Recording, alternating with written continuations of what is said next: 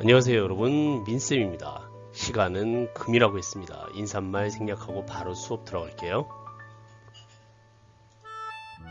오늘 같이 공부하실 주제는 헌법의 포괄적인 기본권 중에서 첫 번째 조문인 헌법 제10조입니다. 모든 국민은 인간으로서의 존엄과 가치를 가지며 행복을 추구할 권리를 가진다. 국가는 개인이 가지는 불가침의 기본적인 인권을 확인하고 이를 보장할 의무를 진다. 반드시 외우셔야 하는 가장 중요한 조문입니다. 다음 주까지는 꼭 외워주시길 간절히 소원하겠습니다. 헌법 10조가 중요한 이유는 대한민국 국민으로 살아가면서 누려야 할 기본적인 권리를 보장받을 수 있는 가장 많은 근거가 되기 때문인데요. 예를 들어 여러분이 학교에 나와서 공부를 하시는 것도 헌법 제10조의 행복추구권이 있기 때문이고요. 드시고 싶으신 걸 마음대로 드실 수 있고 가고 싶으신 곳을 언제든지 갈 수 있으며 하고 싶으신 것을 무엇이든 어떤 것이든 할 수 있으며 어느 누구에게도 존중받아 마땅하신 이유를 10조가 보장하고 있기 때문입니다. 만약 이 10조가 없다면 앞서 말씀드린 모든 자유를 누릴 수 없게 된다는 것이죠. 얼마나 중요한 법조문인지 이해하셨으면 합니다. 만약에 우리나라가 전쟁이 일어난다면 대통령은요, 이 헌법 10조부터 중지시킬 거예요. 네, 그러니까 헌법 10조가 얼마나 중요한 것인지 좀 이해하셨으면 좋겠고요. 다만 이 10조의 행복추구권 보장으로 우리 사회가 지금까지 지켜온 질서가 무너질 수도 있는 사건들이 있었는데요. 교실에서 같이 공부하셨던 동성동본 혼인금지 제도가 위헌 판결을 받았다는 겁니다. 그러니까 동성동본은 혼인의 자유와 행복추구권, 평등권을 침해한다라고 그래서 8촌 이상의 그런 이하의 결혼은 금지하되 그 이상의 동성동본은 허용하는 헌법재판소의 판결이 있었죠. 자, 두 번째, 연명치료의 중단 및 보류가 허용되었다. 존엄사가 이제 가능해져서요. 가망이 없는 환자의 산소호흡기를 뗄 수 있도록 했다는 것입니다. 자, 세 번째 사건이 좀 예민한데요. 남자와 남자, 여자와 여자끼리 결혼을 할 수 있을까? 라는 동성 간 결혼에 대해서 우리나라에서도 허용하는 방향으로 법 개정이 이루어지고 있음에 교실에서 지난주에 여러분들이 열띤 토론을 하셨었죠. 물론 여러분들께서는 반대 의견이 많았지만 세계적인 흐름이 개인의 행복 추구가 지금까지 유지해온 구시대적인 관습보다 더 중요함을 법이 인정하고 있다는 것이었습니다. 2020년 6월 29일 21대 국회에서 정의당의 장혜영 의원을 대표 발의자로 해서 포괄적인 차별금지법이 발의된 것이 바로 그 증거입니다. 동영상을 먼저 보시겠습니다.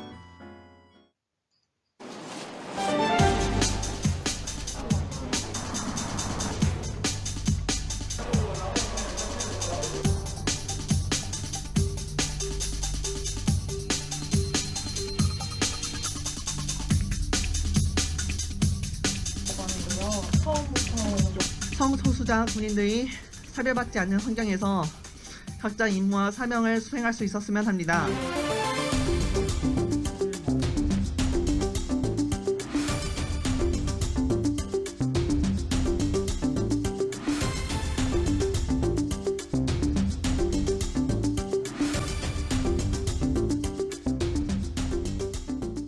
차별금지법이 어떤 법인지에 대해서 조금 설명 좀 해주시겠습니까? 누구라도 어떤 그 사람의 성별이나 아니면 장애의 유무나 나이나 혹은 뭐 성적 지향 이러한 특성들을 이유로 불합리하게 삶의 아주 필수적인 영역에서 차별받는 것을 금지하는 이제 그것을 목적으로 하는 법안이고요.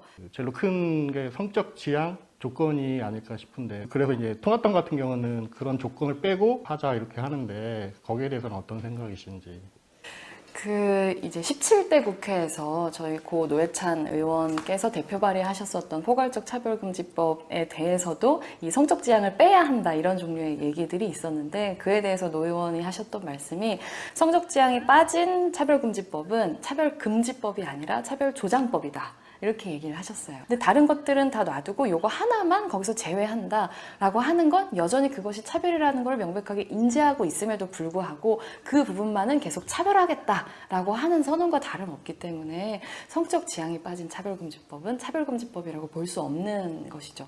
이 차별금지법이 통과가 되면 동성애가 죄라고 한 목사님이 계시잖아요.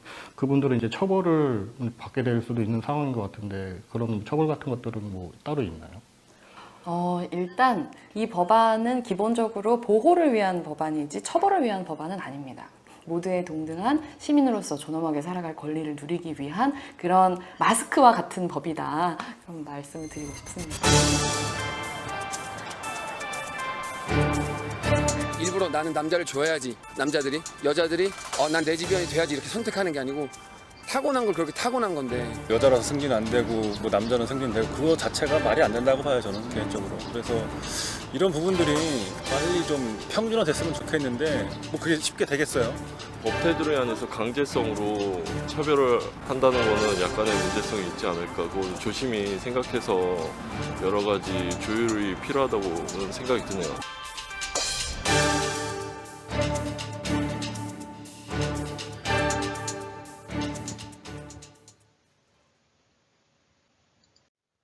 자, 국가인권위원회에서도요, 지난 6월 23일 발표한 2020년 차별에 대한 국민인식 조사에서 국민의 약 80%가 차별금지법 제정을 찬성한다는 설문조사 결론을 주요 방송 및 일간지, 유력 인터넷 언론이 전하면서 차별금지법에 대한 여론을 환기시킨 바 있습니다. 하지만 이 여론조사의 문제점도 보이는데요.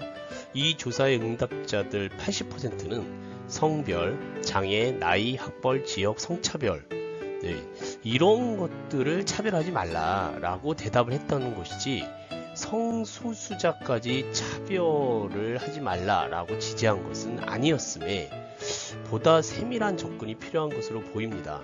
어쨌든 성소수자들도 대한민국 국민으로서 헌법 10조의 행복추구권이 있는 만큼 우리 사회가 과연 이들을 받아들일 준비가 되었느냐가 가장 중요한 핵심인 것 같습니다.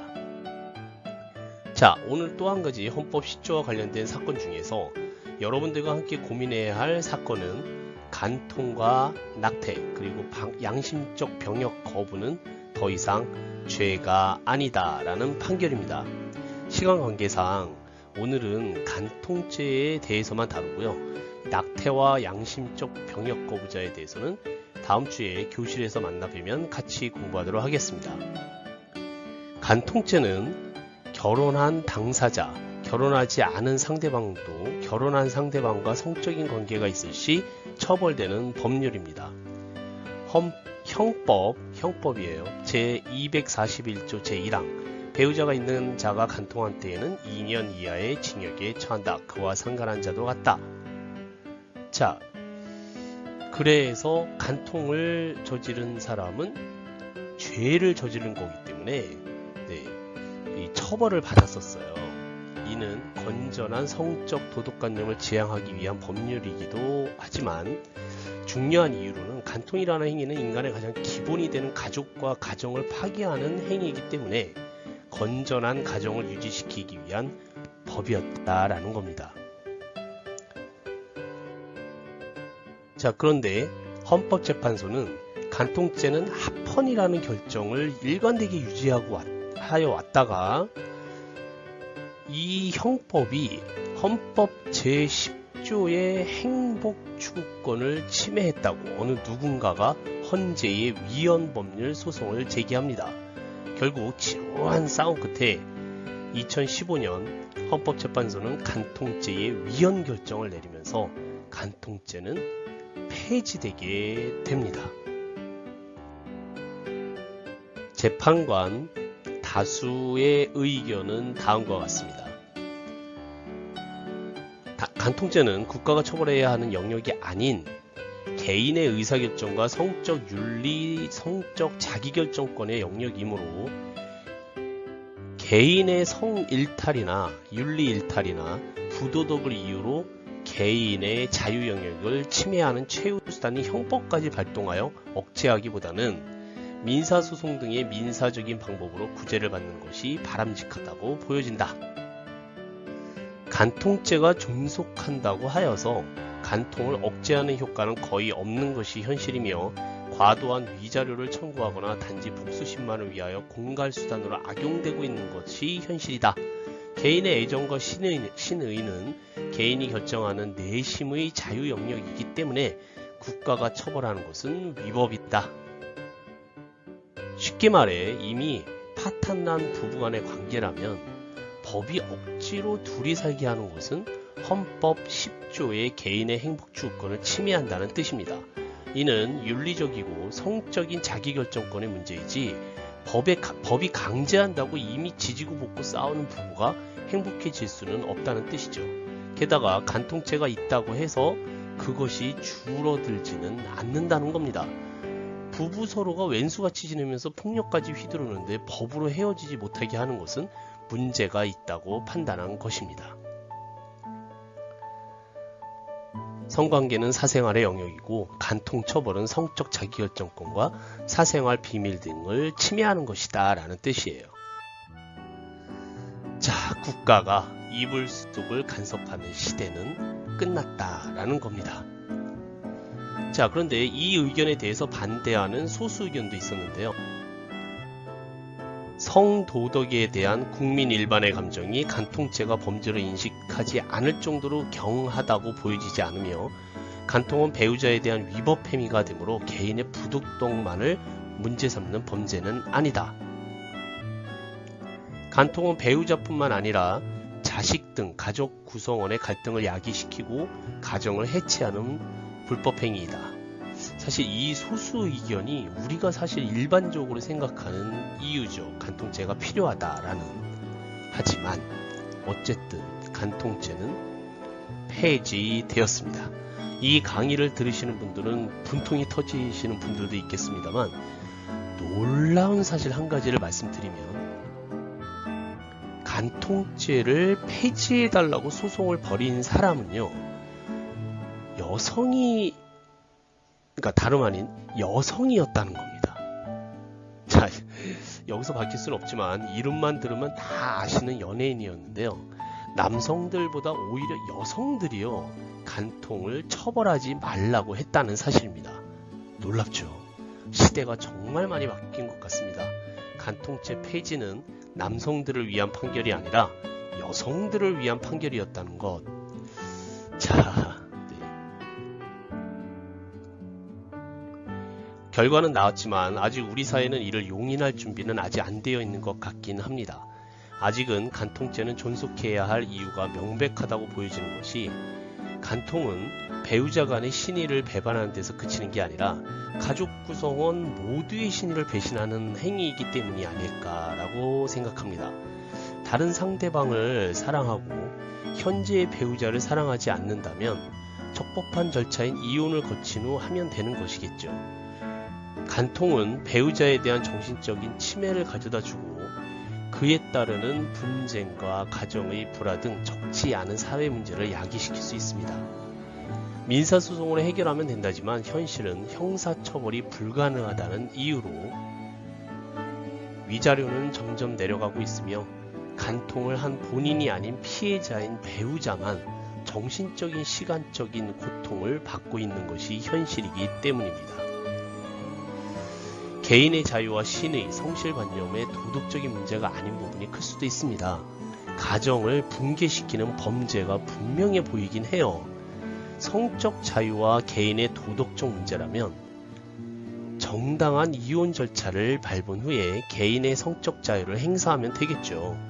죄가 아니라고 이를 행사하는 분들이 계시다면, 자, 여러분 일단 그런 인간들을 뒤지게 패시길 바랍니다. 법은 우리가 지금까지 믿고 쌓아온 사고방식과 정반대의 결론을 내리기도 하기 때문에 그것을 이해하기 위해 우리가 이 공부를 꼭 해야 하는 이유가 되기도 합니다만, 과연 우리의 지금 사고가, 우리의 지금 믿음 이런 것들이 현 세대에 맞는 것일까를 깊이 고민해 봐야 하는 이유도 있습니다. 여러분들도 무조건적인 반대보다는 보다 학문적이고 이성적이고 법적인 판단을 내리시길 간절한 마음에서 그렇게 해주시기를 바라는 마음에서 오늘 헌법 10조와 관련된 사건들을 살펴보았습니다. 다음 시간에는요, 낙태는 죄가 아니다 라는 주제로 교실에서 같이 토론을 하도록 하겠습니다. 많이 공부들 해갖고 오세요.